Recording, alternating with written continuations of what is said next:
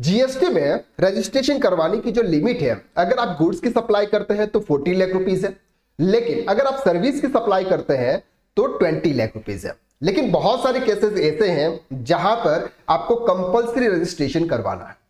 तो compulsory registration list में आज हम ऐसे पर्संस की बात करने वाले हैं जो नॉर्मली वो किसी भी पर्संस के बिहाफ पर एज एजेंट बनकर कमीशन कमाते हैं और वहां पे किसी को गुड सेल्स करते हैं। अब सर ये केस क्या है, उनके लिए क्या लिमिट है, यह सब कुछ आज हम इस लेक्चर के अंदर बात करने वाला है।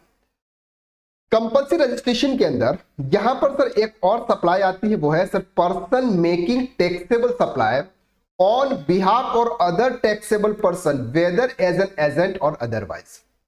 एग्जाम्पल के साथ में समझते हैं सर, आपको इजीली समझ में आ जाएगा। फॉर एग्जाम्पल एक पर्सन है मिस्टर राम। मिस्टर राम क्या करता है, XYZ की एक कंपनी है और XYZ की एक कंपनी है, वहां पर उनको एज ए एजेंट है। वो क्या है सर, एज ए एजेंट है।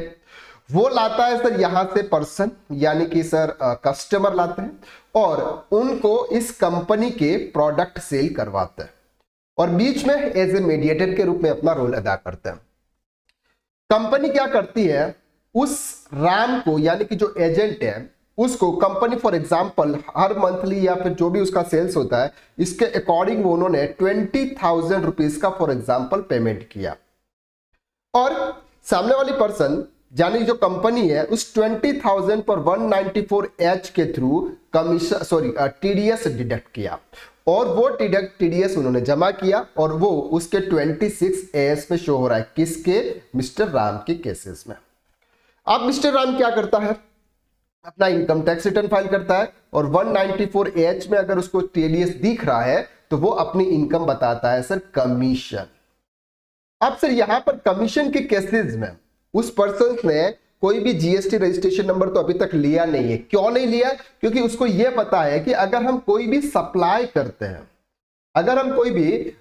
करते हैं तो उनके लिए जो लिमिट है वो है सर 20 लाख रुपीस। अब सर मेरी तो 20 लाख रुपीस तो अभी तक क्रॉस ही नहीं हुई है, तो मैं फिर जीएसटी में रजिस्ट्रेशन क्यों करवाऊं।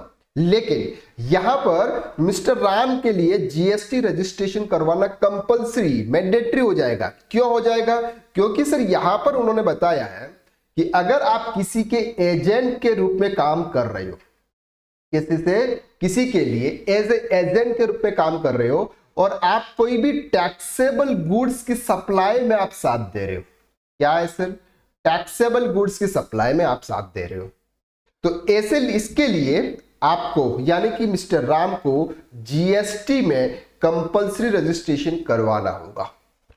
अब फिर ये डिटेल इनकम टैक्स डिपार्टमेंट के पास तो पहुंच जाती है। क्यों पहुंच जाती है, सेक्शन 194H के लिए।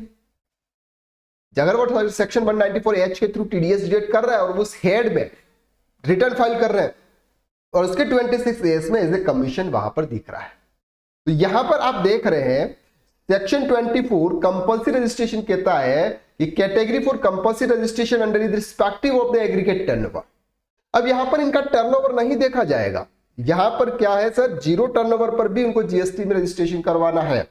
Person making taxable supply on behalf of other taxable person, यानी कि फॉर एग्जांपल कोई टीवी है, टीवी एक टैक्सेबल गुड्स है और सामने वाला जो पर्सन जो ओनर है उस बिजनेस का वो भी जीएसटी में रजिस्टर्ड है। तो ऐसे केसेस में जो भी उसका एजेंट होगा जो कमीशन के बेस पे काम कर रहा है उसको जीएसटी में रजिस्ट्रेशन कंपलसरी करवाना। ये बहुत ही लॉजिक वाली बात है, हर कोई इस बात को समझ नहीं पाता। नहीं सर यहां तो 20 लाख रुपीस की लिमिट है और कमीशन के केसेस में कौन है। अब सर एक बात करते हैं कि जो म्यूचुअल फंड, यानी कि सर अगर हम बात कर रहे हैं म्यूचुअल फंड जो कमीशंस के अंदर होते हैं वो भी क्या इसमें कवर होता है, आंसर इज नो, वो इनके लिए कोई भी यहां पर नहीं आता।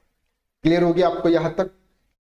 चलिए तो आज के लिए बस इतना, नेक्स्ट क्लास में हम फिर मुलाकात करते हैं, तब तक के लिए थैंक यू सो मच।